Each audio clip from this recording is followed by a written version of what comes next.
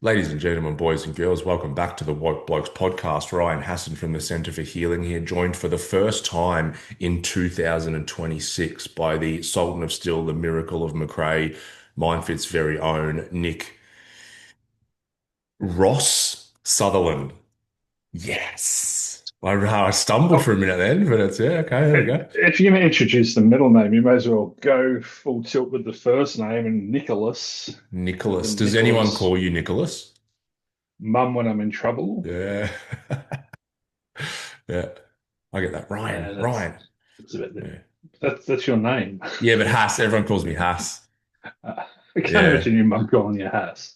No. Oh, she has. My dad does. My brother does, even though he's Hass as well. So it's quite interesting. So even like literally when I was getting married, like most of my friends were like, "Who the fuck's Ryan? Like, who's getting married?" Like, it's just We had that in the army a lot. It's like, and can someone tell Trent? And I was like, who the fuck's Trent? And it's like Macca, and you're like, yeah. Macca's got another name. Like what? It's just Macca. It's a very, I think it's us Aussies do it more than anyone else. It's just we have to have some nickname. It's just can't Yeah. be, we can't handle just a normal name. I went on outward bound 22 days bushwalking outside of Canberra in the Brindabella Ranges, and there was people from lots of different countries, a fair few Koreans and that, and by the second day I'd nicknamed everybody. Like there's a police chief from Seoul, like this police commissioner or something, a very high-ranking dude. And I think I'd called him Chicken Man or something. His name was Chicken man. Wing Y. His name was Wing Y or something. So I gave him some chicken related. I can't remember, but some chicken related name, and everyone copped it. So yeah, it was just Well this received by the various. Koreans. Oh, they loved it. They They're like, loved it. oh, I won't do a faux Korean accent, but yeah, they felt it. Yeah. Oh, lovely. Oh, good. And it looks like we've got I don't know if that's your office or if it's one of the virtual backgrounds, but you look like you're in an office from 1993 with your label maker and your manila folder there. Binder. This is my new office at home. This is Oh. what I've going on. And this is my manila folder. Oh, the hard path to happiness and the art of suffering. Ooh. So what's this, a book draft? That was going to be the name of your book, which just hasn't happened in the years that I've known you. Yeah, Been so talking about it since we met, but anyway. yes, clients are all I'm agreeing with just you as they're listening to this. it's I, nodding I have, along. I have, I have papers. I have stuff. What are you about 5 pages there? Uh, Fucking short book. we haven't done a podcast for a couple of months because it's just not on Ryan's priority list or to-do list very often. And the first time we do one, it's just stored up ammunition needs to be spent, doesn't it? Is it?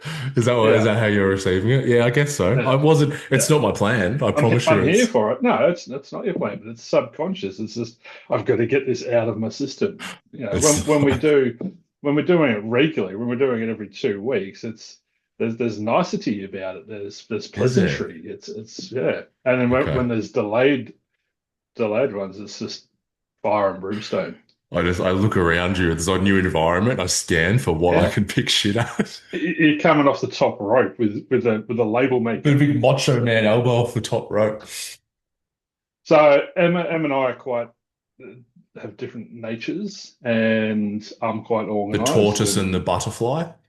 yes, that's correct. And Em's normal, and her comfort zone is a bit more chaos. Things, my version of chaos that's comfortable for her. And she went to bingo in Frankston with some friends. And she came home, and I'm like, "How'd you go? Did you?" She goes, "Oh, it was hectic, blah blah blah." I said, "Did you win anything?" She's like, "No." And then Christmas morning, my she hands me a present. I'm like, "Oh, this is interesting." And I open it, and I'm like, "Oh, a label maker. Thanks, honey." Like, I was a bit, okay. And she's pissing herself laughing. She goes, "I won it at bingo." He goes, I thought you'd love it because you can label everything in the pantry now. I'm like, yeah, actually, that's funny because it's true. And have you used it? No, not yet. Not yet. Not All yet. right. Just working up to it. No, it is a classic. So I It's don't know. like So yeah, spits it out the back and it's got one sticky side to it. Is it one of those models? yeah. I think it prints out the side there, and you just Ah. so I could do Nick's laptop. I could label Just the so you know label what it is. could label the dogs Polly and Daisy. I So yeah, no, thought you weren't into labels, mate. well, that's an interesting point because we talk about soft labels and hard labels. We need labels to identify things and to make sense of things and to map the world out. But when you identify as a label, it becomes a hard label, and I am now this or you are now that. So used judgmentally and destructively, labels are a cognitive distortion in CBT. But we also do need labels. So. We do need them to categorize and that kind of thing. But no, a lot of And people, I so think, in an argument, in arguments, couples get very labely, they get very judgy. Oh, you're such a hypocrite, or you're like you this. are It's like, this. Yeah. yeah, you are this, and that's where it becomes damaging. Yeah, yeah, we put people in a box then. And we ultimately we have the label of our identity and our personality that we latch onto, don't we? We have the idea of Ryan or the idea of Nick, and then we that is made up of certain ideas and behaviors and thoughts and frameworks, and then a lot of people become addicted to that label, that identity, and that's why it can get quite hard to change. But they cling to it so desperately because it helps placate anxiety. I think it helps them to feel a sense of in control or I know who I am. You said, what do we want to talk about today? And I threw a few things at you, and this sort of topic could cover a few of them because simultaneous living, it's we need labels. We need to not use labels in a certain way. We can labels, you know, can exist while simultaneously not causing harm. Um, there's a lot of people come in. I don't know if you get it with your clients, but they come in and there's a bit of an identity crisis. It's like this, the age-old "Who am I?" sort of thing, and yeah, there might have been a life change, a job change, because people identify as their careers or as their professions or as the roles that they play in life or the hats that they're wearing or whatever way you put it. I am a mother, and the kids move out. Oh, who am I now? I've lost my identity. And I talk to a lot of clients about, we reframe that question and move it away from who am I to what am I?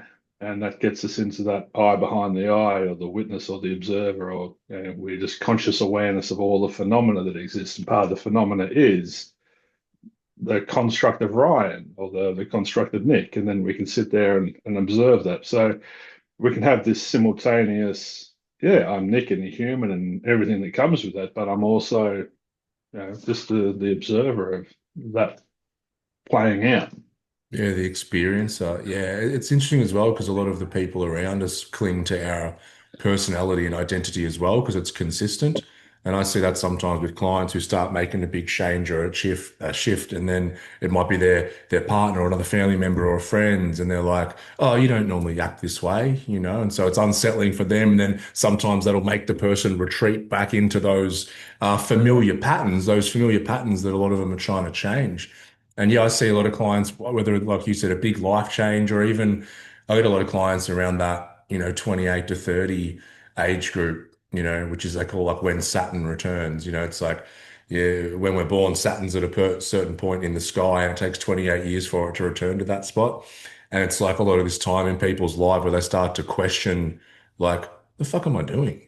Like I grew up and I played with friends and then I went to school and then I studied and then I was told to get a job and I had to find a partner and I had to go get a house and get a dog and have kids. And at that point in life, we're looking at it and going, well, is this making me happy? Like, what am I doing this for? Like, I'm ticking all these boxes and, so a lot of those deeper questions start to get asked at that point, which I think is a bit of an identity and a life crisis in some way.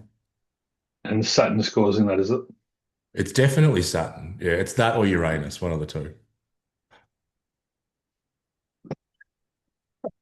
I'm laughing because I was sitting there trying to work my way into a Uranus joke, and I just love that you got there before me. Straight there. So Yeah, no, yeah, it's not Saturn's fault, but it's just that's just the saying. It's like, yeah, cosmically. Well, interesting. I heard a dude talking the other day about um as an Instagram account, the Cosmic Dad or something. I think this dude's turned a bit, and he opens his son's door and just starts spitting facts at his son, like mind blowing sort of stuff. And his son's just like, "What the fuck? What are you on about?"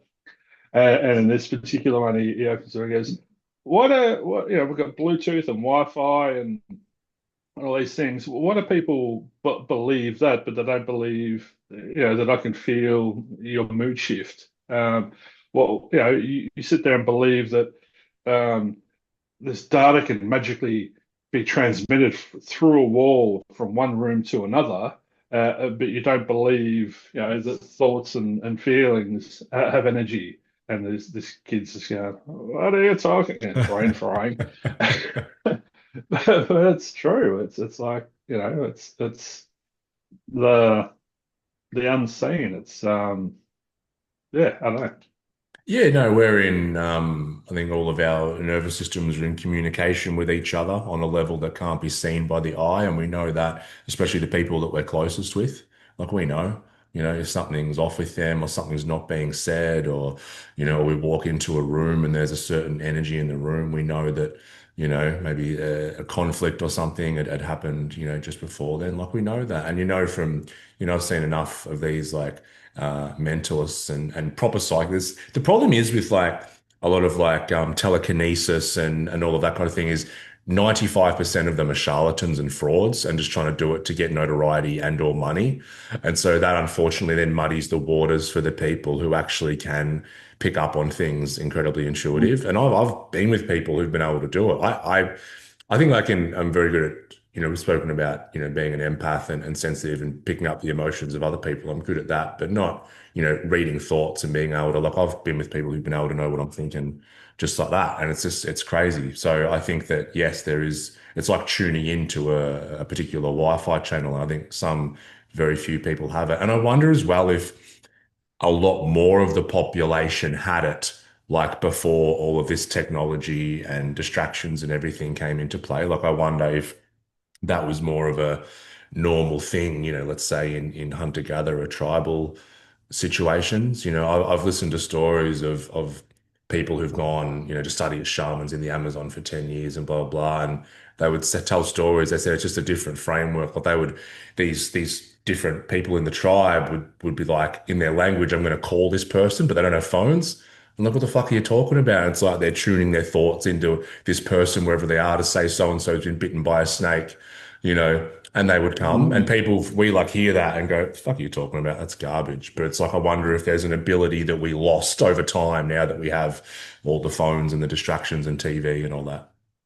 Yeah, yeah, yeah. It'd have to be, I think, because we talk about intuition and I remember as a kid, we didn't have the internet or anything, and you just knew where your mates were. You knew who's who. You knew what direction to ride your bike. You knew where all your mates were somehow. Mum was a freak. She always, when I was 15, 16, I'd sort of not come home for a few days, and I'd be at the skate park or something, and Mum would just pull up, and just the window would come down, and it got so hilarious. All my mates were started betting on it, like, oh, when Nick's mum's going to rock up, and she'd find me no matter where I was, she'd find me. Um, and yeah, I've had a lot of clients when I'm doing guided meditation or internal work or whatever. They report back afterwards saying it was like I could see what they were seeing. It was like I was very tuned into their thoughts, and they said it felt like you knew what I was thinking, and you're like, okay, and you're not trying to do that, or you're not focused on doing that. It's not the goal, but if you clear your mind of all the other stuff and just really, I don't know, allow yourself to connect, then I think it happens. When you did your Vipassana, did you feel a bit that way at the end of that? Like you were a little bit more tapped in that way? Um, Probably not, because I've always, not always, I've yeah, since I started doing this work, and after Saturn returned for me and helped me through a metanoia, I probably have felt tapped in more so than most people. But in the Vipassana, I felt more tapped into myself than Yeah, internally than externally. I guess there was just a more internal awareness going on. So, which when I got back out to the real world, isn't that an interesting the yeah, real world? yeah, Because it's probably the polar opposite. It's the anyway. Well, when I got back out into normality, it was yeah. I can't remember working with clients or anything. I can't remember more people going, oh, it felt like you were more tuned into me. I don't yeah. think the ratio went up at all. So, Yeah, I'm but they just talk wondering about, if the quietening, like the complete, dulling of the distraction and obviously yeah, not yeah, yeah, talking and that kind of thing sort of opens us up to, pick up on a few of the more it's just like the subtleties, right? All of it's just subtlety.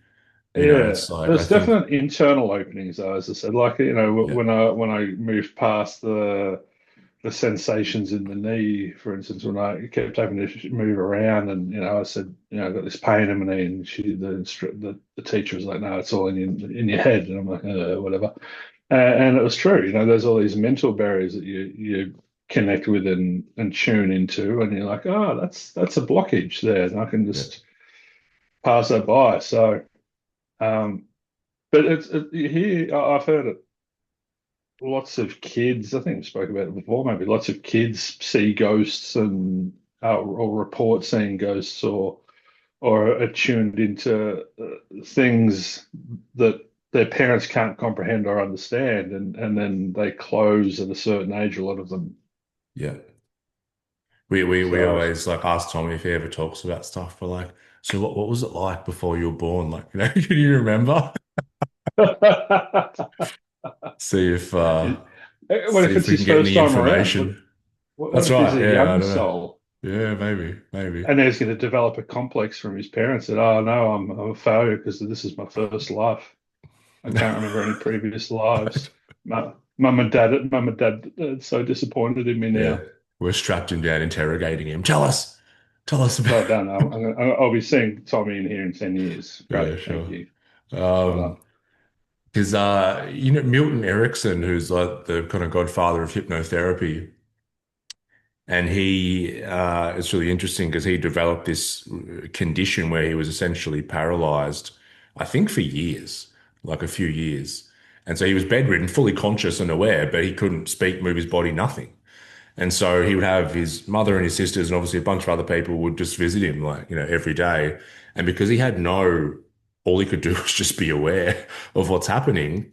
He's like watching, and he would know, like, their sister would say to them, Mum, I did this, blah, blah. And then he would know, like, she's bullshitting her. That's a lie. And he all of a sudden, after doing this for so long, he knew, and whether it's like the subtle picking up of the energy or understanding body language at an unbelievably high level, which is apparently what horses do. A lot of like equine therapy, people talk about horses and, oh, I think they can read my mind and emotions. I don't know, maybe, but apparently they're masters of body language. So they can pick up on these emotional states and whatnot. So anyway, after he got better and things and came out of it, he became this hypnotherapist where someone would come in, he would have them sit and just stare at a blank wall and he'd stand behind them and he'd be like, oh, tell me what happened with your uncle when you were four. And they're like, oh, fuck. They like me exactly on it like that. So whether but he had that obviously, horrific situation where he was paralyzed for years, but it made him tap into something that the majority of other people can't tap into, at least not to that Yeah, degree. when I said before, the real world, I laugh because there is that metaphysical world, and that's the unseen world. That's the non-real world, I suppose. This world is tangible and tactile, and it's right in front of us. It's I had the someone I metaphysical. know, it's on this topic. I had someone I know do a Vipassana, like just like last week they finished, I think. But it was so funny because I remember before they went, it's like, I'll see you on the other side. And they went in and they came out and they're like, oh, just back from Vipassana, what an experience, back to the real world. And they were off to like some fancy bakery in the city to get danishes and donuts and stuff. It's like back to the real world. Whereas like this foreign world is like, oh, I'm going to sit with myself and my thoughts and my emotions and my experience of being a human being in the universe. But that's not the real world. That's just something else. But But the imagine, danishes and imagine, donuts are. imagine. Well, that's that simultaneous. They're both the same. They can both coexist at the same time. Everything's interdependent. They're not independent of one another. So the metaphysical and the physical worlds are coexisting simultaneously. And when you get out of this um, one or the other, skeptoduality, then you can play around in both of them and go, oh, I'm in the physical world now, and I'm going to step out of this into the metaphysical world and hang in there for a while now, and then I'm going to go back to the physical world. So that's where it becomes very liberating, I suppose, and working, existing on different planes, of existence or reality simultaneously. It's so much fun. I heard someone once talk about they were very much in the, spiritual plant medicine scene, and they were talking to a shaman because a lot of those circles they're trying to escape the physical realm into the metaphysical and have these transcendent experiences. And the shaman's like, the gods or the masters are envious of us, and they're like, oh, why? It's like because we get to drink coffee, smoke cigarettes, and have sex. It's hilarious. People are trying to escape this to get to there, and it's that there's that attachment, there's that aversion. I don't want this experience. I want that experience. Like do both of them. Yeah. And enjoy them both for what they are. Yeah, it's like Um, can we do that with love, but also do that with sadness or grief or discomfort or fear? ask how do any sort of couples work, and how ask them how many times have you gotten angry with your partner? A lot. Do you still love them? Yes. Okay, Mm. so you can still love but not like somebody. It's like, oh, I don't like that about you. So okay, well, that's not attractive. And interesting, that goes from the physical to the metaphysical. It's like when you say I'm not attracted to you, it's not only on this plane, it's on that energetic plane. It's like, oh, that's our magnets aren't pulling us towards each other now. We've They're got two positives or two negatives. mm. Yeah.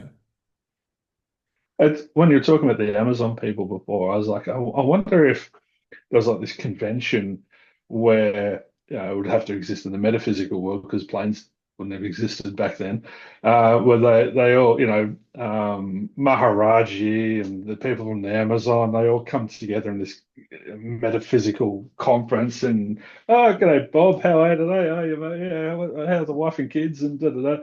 And they're like, oh, yeah, I bumped into this Western and he was confused that we can connect like this. It's so funny when you come into the kids that he was 90 years old, but he was a kid because he couldn't grasp the what's available or what's possible. It'd be imagine a collective of these kinds of humans that could that was so tapped into that consciousness.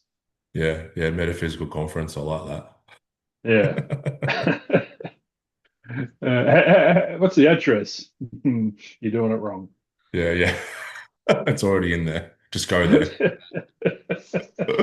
Do I need a lanyard? Can you send me a pin location? Yeah. You drop me drop Is drop me a there, pin. is there a QR code to get in? Yes, it's near Sutton, right next to Reply up Uranus. your own. Then they're like, you're actually not allowed in after saying that.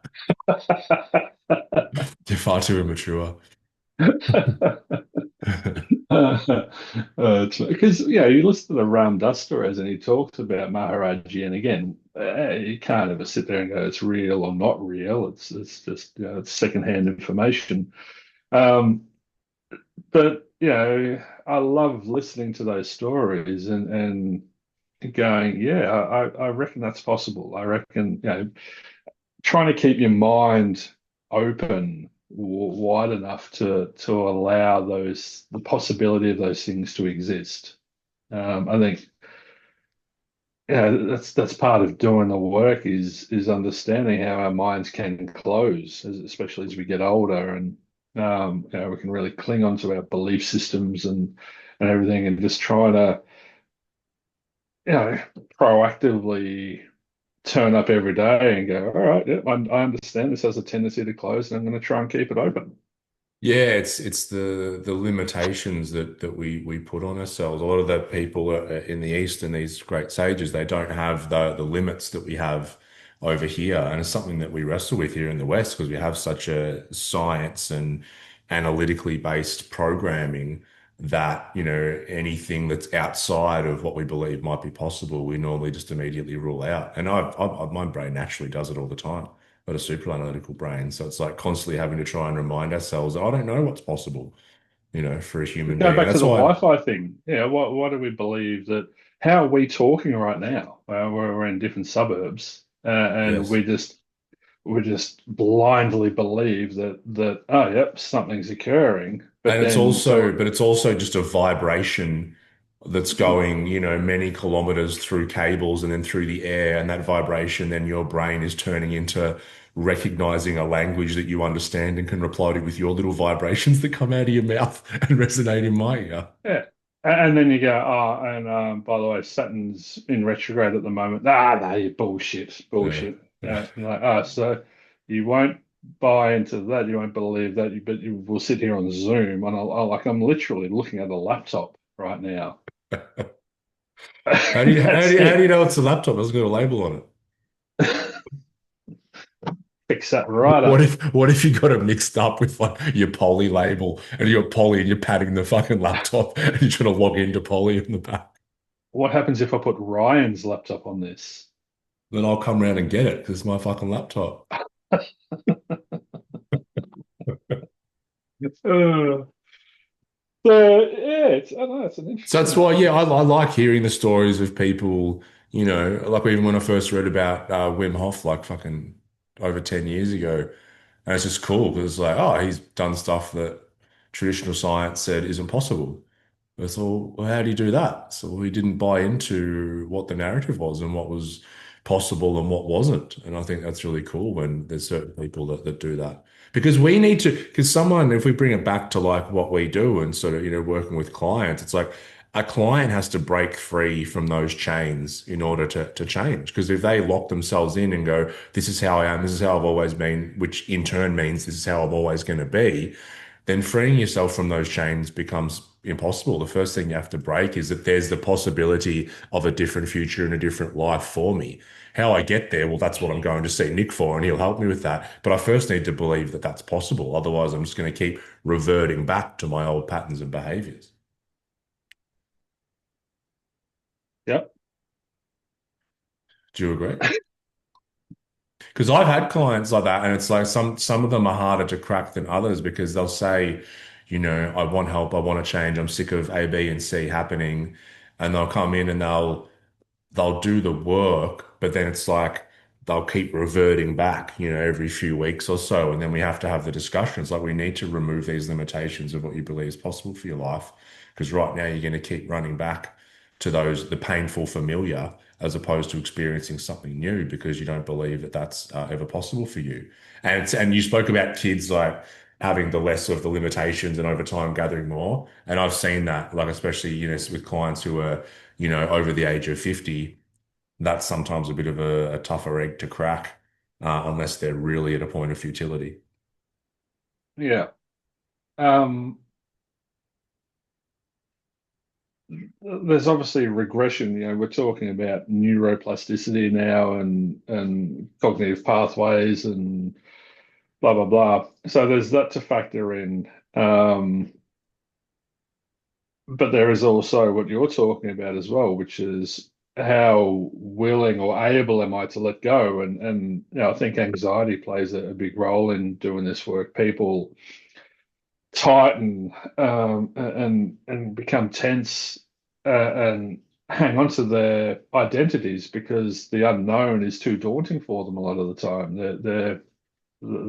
They they don't trust that they'll evolve and become who or whatever they're going to be. It's this, but I know this is safe, this is comfortable, and yeah, I'll consciously, I'm like, yep, I've got to change. I've got to go and see Ryan. I've got to put myself out there. But subconsciously, which is responsible for 96 odd percent of what we're doing, that's going, no, not budging, not budging. So they're stuck in two minds, and I think that's where hypnotherapy or internal work or whatever you want to call it is so powerful because it's and it's fun. I really love listening to the language people use, as you know, and it fascinates me because it's no, I'm stuck in two minds is such a common throwaway line. Well, what do you want to do? Oh, no, I'm stuck in two minds. That's such a fascinating statement to me because it's like, all right, well, consciously you want this, but subconsciously you want that. So how are you going to make a decision? How are you going to reconcile this? Mm. So working with that subconscious mind and aligning the two minds, um, that's key for us in helping someone to report. All right, great. The theory of it, when I spoke to you earlier about another topic, it's why is it hard to do what is good for us? It's simple in theory to eat well, to exercise, to meditate, to practice mindfulness and do all that sort of stuff. So why isn't every person doing it? Well, the theory of it's great, and we can all cognitively grasp the how healthy it is, and we can all agree that yes, all of those things are good for us. So, well, how many people are doing it? 5% of the Mm. population. Oh, okay. Why? Because subconsciously we didn't experience it at a younger age, or we haven't been exposed to it later on, or we haven't experienced the benefits of it, or whatever. So, theory and reality are going to make sure that clients are in the reality, and of what is, not the potential reality. Yeah, I mean, we've never had more information on how to sort of be healthy and live well, but not many people do it, like you said, because there's self-sabotage, there's I don't deserve that, there's I need immediate gratification, I can't delay gratification. There's all of these things that make up once again the identity and the personality. And you used the word safe before. It's like our personality and identity is to a large degree formed in order for us to survive our environment, most often in those early years. And so we adapt and we contort to become this human who can survive their environment. And then that becomes this solid structure, an ego structure that we move through life with. But it's not designed to make us happy and thrive. It's designed to make us survive. So then when we go to change that, we're running up against that ego structure going, no, no, no, we don't change because you need me to be safe. Without me, you're not safe. And that's why people jump back to the painful familiar, because as soon as they start to change, they get all shaky and anxious, like you said, and nervous that they're not going to be safe in their environment if they change. And so that's why so many people just repeat the same patterns and stay the same. And it's that, like you said, that willingness to go, okay, this is going to bring up anxiety. Ryan's explained it to me. This is going to be the unknown. I'm going to feel like I'm falling into an abyss with nothing to hold on to on the sides. That's all to be expected, and that's okay. And I'm going to have to work through that in order to come out the other side with different thoughts, emotions, and behaviors. That's why when clients come in at a place of like futility, that's a really good for me. I see this, if they come in, they're like, I'm fucking lost. I literally have nowhere else to turn. I'm like, good. That means you're in enough pain that you're willing to go through the anxiety and the fear and everything to actually come out the other side. Whereas some people that come in and they're not at that futility yet, they're like, yeah, I want to change. All right, what do we do? We'll change a few things, and they'll invariably go back to that ego structure because it's too scary. And we're always weighing up every action we take as a human being is we perceive more benefit than drawback, or more pleasure than pain. And so as soon as someone the pain of change is not as great as the pain of staying the same, there's a tipping point that happens where it's like, okay, it's literally going to be less painful and less scary to go through the fear of the unknown and step through all of that than to stay where I am. That's when someone's ready for change, in my experience. Yeah, same. And it's interesting observing the caliber, I suppose, of my clients over the years, and 100% of them would come in pain and like, oh, I'm in so much suffering, I need to get out of suffering, help me. And so we do that, and you're right, they're the easiest or best clients to work with because they're prepared to do anything. They're just like, all right, just tell them what to do and I'll do it. Because I don't want to be experiencing what they got going on. But if there's just a little bit of suffering, um, it's amazing what people can tolerate. People's pain thresholds, suffering thresholds, are fascinating. Like, your life is literally a mess right now, and you're still standing. And it's like, Yeah, oh yeah, yeah. When are you going to change? When are you going to hit rock bottom? When are you going to shift? Nah, it's not that bad. Like, yeah, wow, okay. And everyone's not bad is very different. So you've got to yeah, work with the individual, not bad.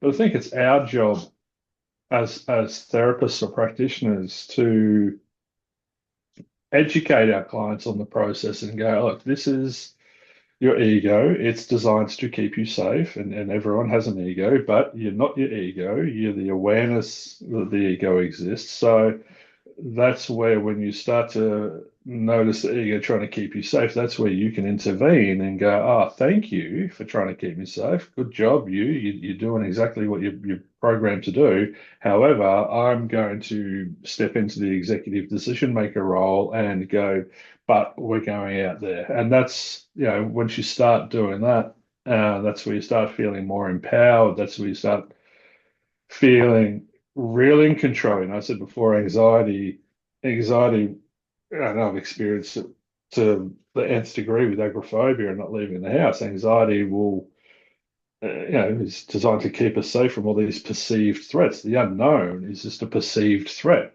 because we can't reconcile it. And so it tightens us up, it shuts us down. It's like, no, you're not going anywhere. Thank you for doing that. Thank you for trying to keep me safe. But um, this thing that we've got going on here, whatever it is, isn't working for us. And so we've got to shift into a new model now. We've got to let this go. And that's yeah. that's where clients need to turn up. Yeah, it's like most people, are living in the amygdala, which is the fear center of the brain, and they live most of their life from that place and make decisions from the amygdala. So that it'll say alarm bells go off. No, no, no, don't do that. Step away from that. Stay safe. Look, hey, yep, no worries. And you're talking about it's like stepping out of that area into the brain, into the neocortex where our executive function is, and recognizing the amygdala and the alarm that's going off, but being able to oversee and look objectively and go, no, I've been doing this work with Nick for 4 weeks. We've walked through A, B, and C. And right now I know that to get where I want to go, I need to go out here. And I hear you, amygdala. I can hear your alarm bells going off, but we're heading that way anyway. And then once we do that, then we, I think, build resilience, and we also build a new pathway where whenever that amygdala comes online and starts, going on fire, there's a new pathway that immediately recognizing it and stepping out of it and looking at it and communicating with it instead of drowning. Otherwise, we're just going to drown in, cortisol, adrenaline, and make decisions based on there, which are never good. We know when we've made decisions in a panic, they never work particularly well. Not particularly.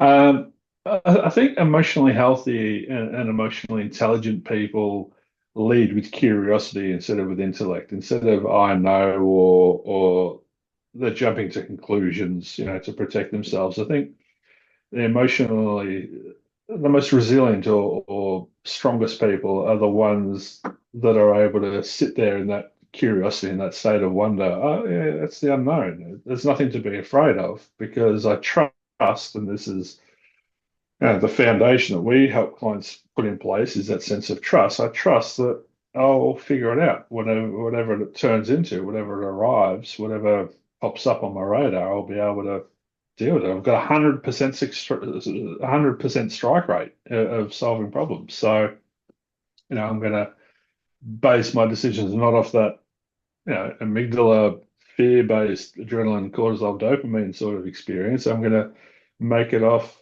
fact and evidence. And yeah, survey says I've overcome everything that's been put in front of me because I'm still standing. So It's not a bad chances are strike rate, is very it?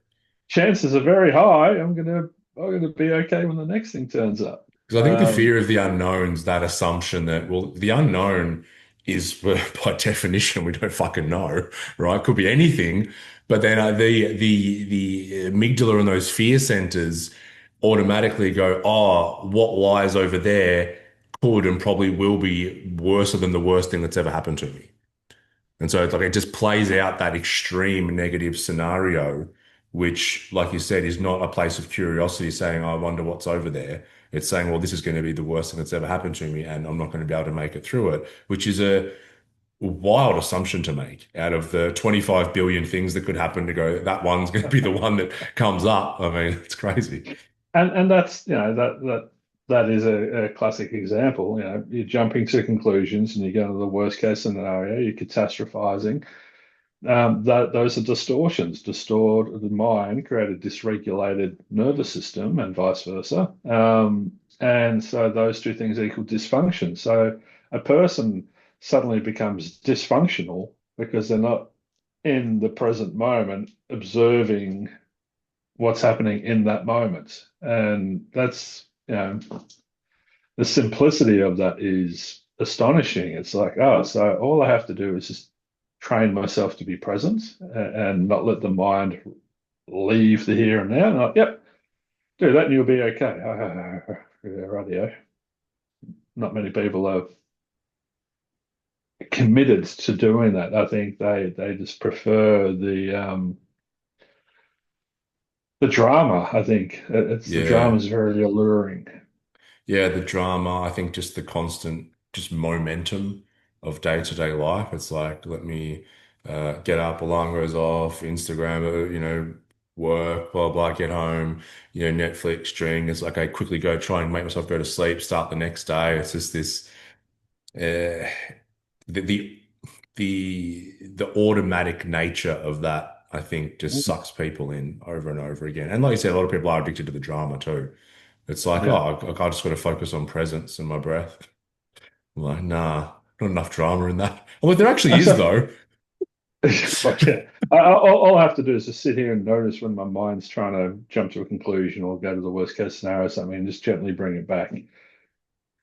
No, that's not automatic enough. That's Yeah, I have to be really involved in that, yeah. and I've got other things to It do. can't be that. I've got other I, things to do. I'm too busy to do that.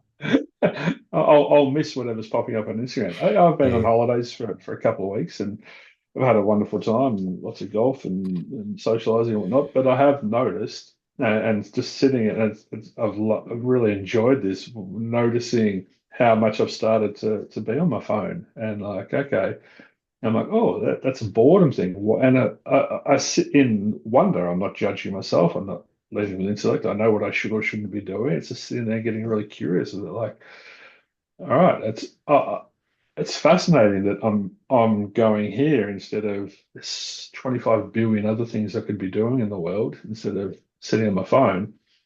Um, but again, it's all just happening. It's not I don't dramatize it or turn it into an issue or a thing or whatever. It's just everything's impermanent. This is temporary. This is a temporary thing. And I trust that it'll will move past, but that it's happening for a reason. And I think I've come across some really fascinating videos and the contrast, which I'll then take into my work in this new year and use as examples for clients. And um, one of them was a very Canadian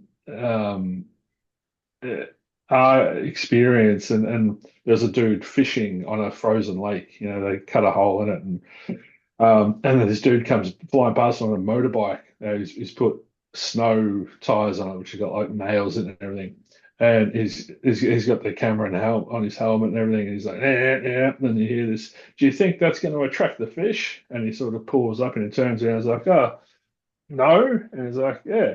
And then the dude's like, oh, are those his tires? And, and all of a sudden, they're just having this very civil conversation. And he's like, so you probably want me to fuck off? And he's like, yeah, that'd be great. He's like, yeah, no worries, cool.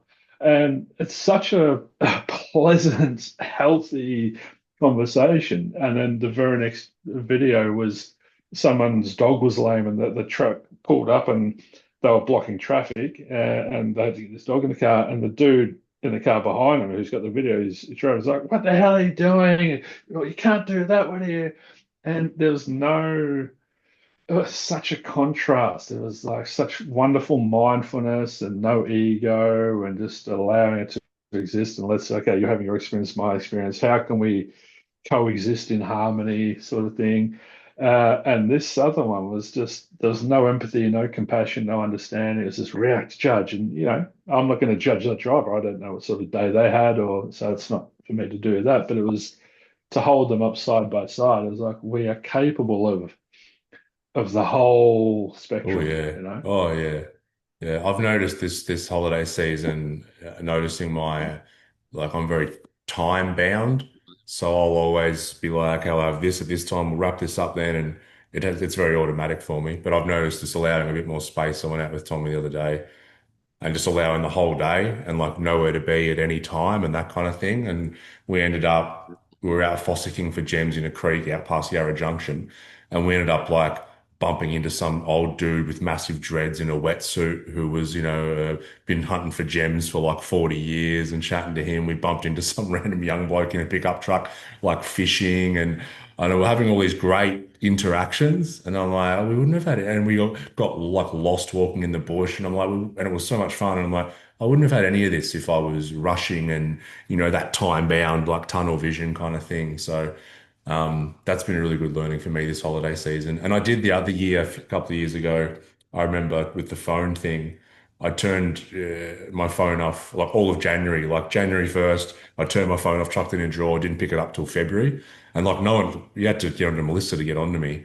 And I remember when I went to turn my phone back on February the 1st, and I'm like, oh, here we go. This is going to be, I'm going to be here for fucking hours. There's going to be so much that I missed out on. There's going to be like real big experience here. I turned everything back on, and after 10 to 15 minutes, I'm like, I didn't miss anything. I literally did not fucking miss anything. The world didn't fall apart, online. There wasn't everyone messaging me going, oh, I'm dying. I need you. It was just nothing.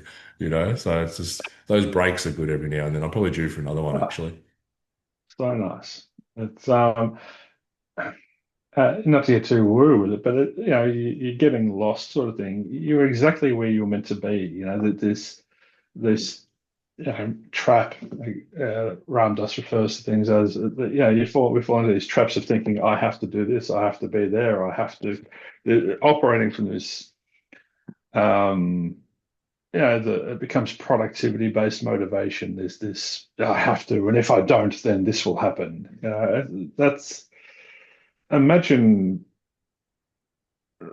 on a physiological and psychological and emotional, spiritual, imagine on all those levels operating in that state permanently or consistently. It's just, I don't know how you're ever going to feel at ease. You Oh never, yeah, and it's worth noting to people that you got to just pull yourself out of it because I was noticing it when I was walking. You just told pull me yourself out of it, buddy. Just it's like no, well telling it your mind is. just to calm down. So I remember we'd started walking, and it was like we left the car and went on this track, and we fucking it was like a 500-meter hill, like up the side of a mountain. Then we're down the side, and I remember a few times I'm like just me and Tommy walking, and I'm like it was like 30 degrees, and I'd be like, fucking hell, like we're getting real far away from the car. We have to get back. Like Tommy's like, is he gonna make it? Blah blah. Then I have to, Just be hey here. Dad, what's this bug? I'm like, yeah, what's that bug? And we were like, well, I've never seen that before. Then like 15 minutes later, I'm like, fuck, I've only got this much water and blah blah. We haven't got any food. I'm like, hey Dad, I can hear a stream. I can hear water. Where is it? Down here? It's like it's just this Yeah. reminder, right? It's what we're talking about. It's just being able to, because I know that feeling, and it's like something inside, like it's like a contraction, it grips, Mhm. a couple of The fists tension. clenching in the stomach and the heart.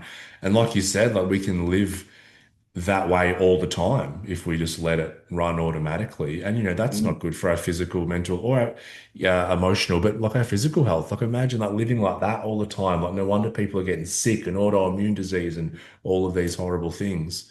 Um, but we can catch it and pull ourselves out. And that's what we bang on about nearly every podcast episode. It's not that we get lost. It's like how quick do we find ourselves and bring ourselves home? I know I'm a few years older than you, Many years on. many years older than you, and your freedom was restricted during a period of incarceration. So um, I can't imagine you would have had the similar experience to me, but I remember traveling when I left the army, and the internet was sort of just a new thing. We weren't really hip to it or anything, and I remember just traveling, and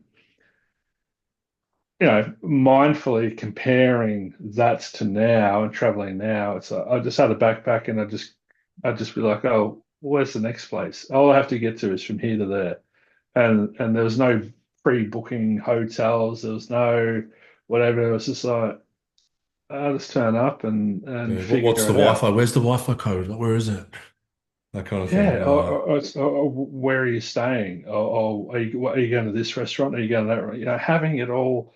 I think that's a big issue with today. We try and have it all so mapped out, to placate that anxiety. And I love reconnecting with that experience that I had back in that time of just going with the flow. Really, it was Mm. just being. And you're talking about you bumping into dudes in the creek. I had some fascinating conversations with like an old nun in a underneath a statue in San Sebastian in Spain, and I couldn't speak Spanish, and she couldn't speak English, but Fucking we great spot, by the way. oh, my favorite spot in the world. Yeah. Um, and we somehow had this conversation through body language, through non-verbal communication. Yeah. And it was just you can't you can't plan for those things. The best things are the things that you don't plan, I reckon. Yeah, and I think I had a similar. I was in San Sebastian and I went to a barber, and I remember like zero English from the barber, and I was trying to explain the haircut that I wanted, and it was Yeah. fucking sick. I remember because then he'd go to a certain bit on the side. I'm like, no, no, and then do a bit. I'm like, yeah, yeah, and be like, yeah, and be high five, and then he'd go to the next bit, and we just worked out this haircut somehow, and it was fucking hilarious. And I think more and more people now, even if they're younger and didn't live through the period where we didn't have the internet, I think more and more people are craving that, that Yeah. experience of Yeah. being The free, pendulum's being swinging back a untethered. bit. Yeah, I, Yeah. I, I saw the other day, social media usage peaked in 2022, and there's been it's not huge, but a slow decline, since that time. So I'm wondering if, yeah, that pendulum is on its way to the other end. I think social media is a product, and I don't think it's becoming an attractive product for a lot of people. There's Mm. so much angstiness on there and so much blah blah blah, and but there's so much advertising. It's so money based. It's so paid advertisements, and you're forced to come into contact with so much stuff that you don't want to be in contact with. I think so. I think a lot of people are. It's killing itself, I think, but it keeps turning into this instead of it being a social thing, it's now become more of and it probably always was, but it's just to more of a degree, this financial, how can we get your money out of your pocket? Well, it wasn't because I can't Well, remember the year. MySpace wasn't. Remember Well, it neither MySpace? was like Facebook because they were many years into it before doing any ads, Yeah, So yeah, but yeah. I can't quite even remember that time. But I think now it's ads and instead of social, it's very anti-social networks. It's just people arguing and yelling at each other from behind a screen.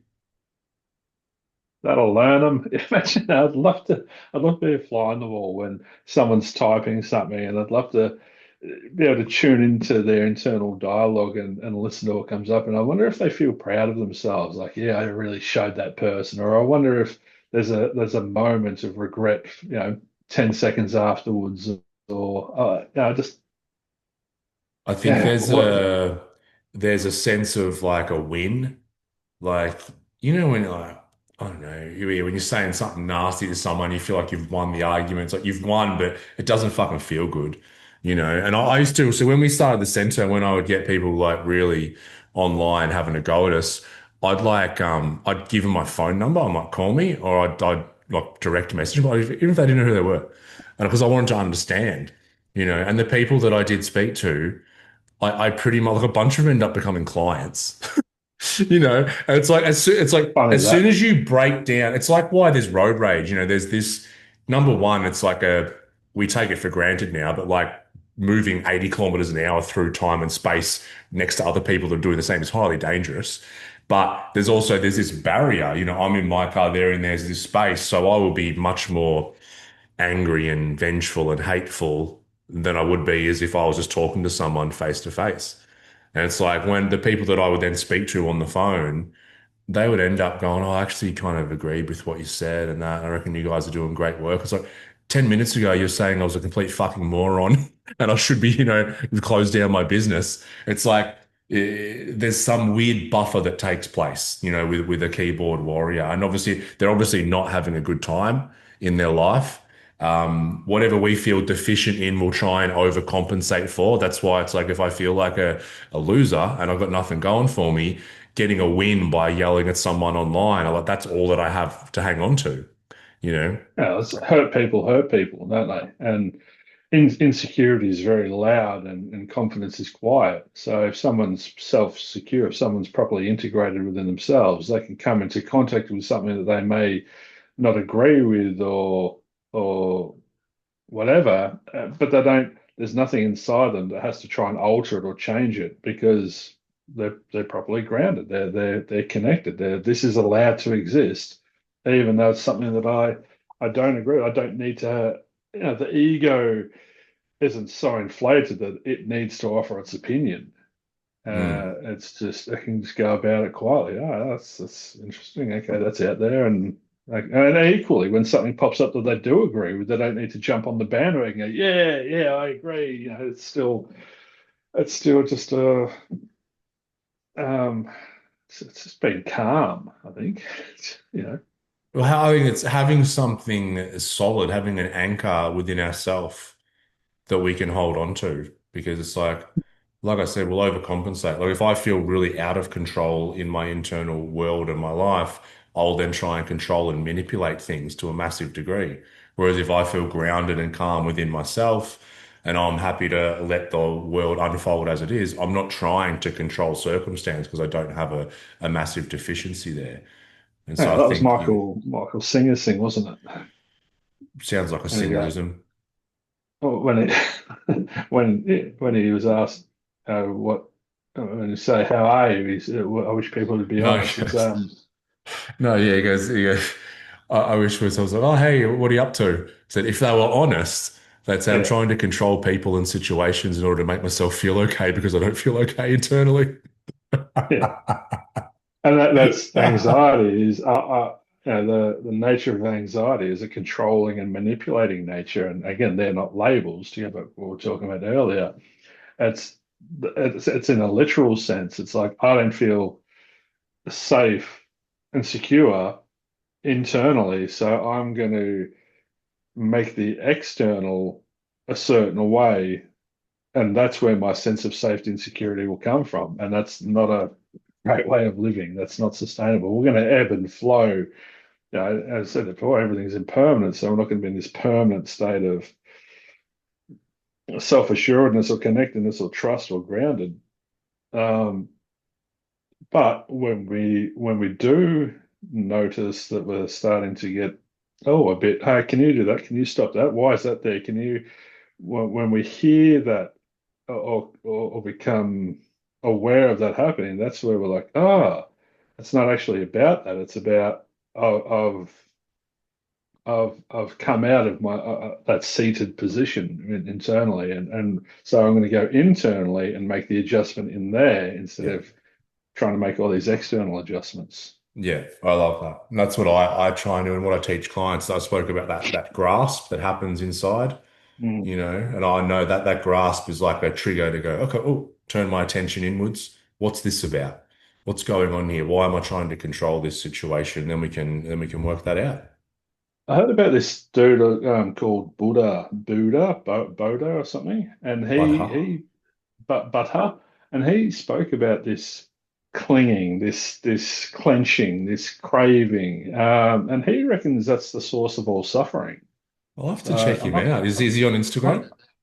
I think so. Yeah, yeah, yeah. It's a wild sort of place to go, but I'm going to look into it a bit. Sounds like a bit of a new idea. It's a new cut. Yeah, Yeah, all yeah. right, It's I'll check it fascinating. out. I'll check it out. Yeah, yeah. I can't remember Buddha. I think it might be. Butter. Can't believe it's not butter. Can't believe it's not Buddha. Well, let's wrap it up. Thank you, Nico. I hope this, lays a good platform for 2026. We're stepping into a new year. Everyone's talking about, I want to. New year, new you. I saw a shirt the other day. It's like a ripper. Some dude. It's like 2018 is my year. It's crossed out. 2019 is my year. Crossed out. It's all the way down to 2026. So make this the That's year very that we, clever. we we tend to our internal garden and we look after that because the more we look after ourselves internally, the more we're able to look after the world and the people we love out in the external world. And allow the simultaneous. Get out of that duality trap, and it's this or it's that, and just really play around with this. Things can coexist. Things can exist at the same time. It's not black or white. It can be black and white.